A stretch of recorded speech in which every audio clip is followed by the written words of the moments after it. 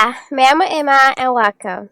Today I'll read a short story titled El Aeropuerto. Miguel está haciendo fila en el aeropuerto. Es su turno y camina hacia el mostrador.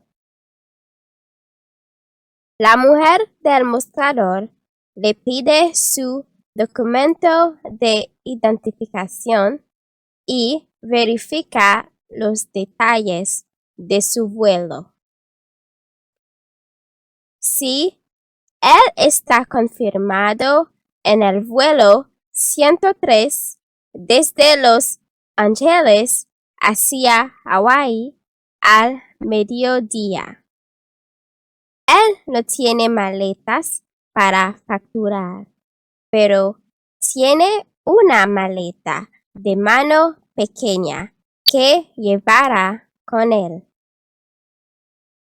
El agente imprime su pase de abordaje. Los oficiales de seguridad del aeropuerto pasan junto a él con un perro grande.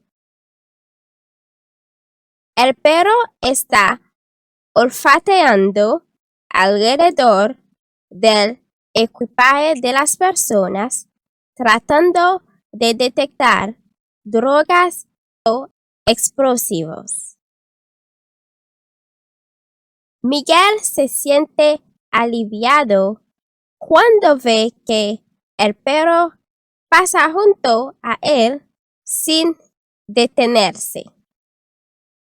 De repente, el perro se voltea y empieza a olfatear su maleta y ladra.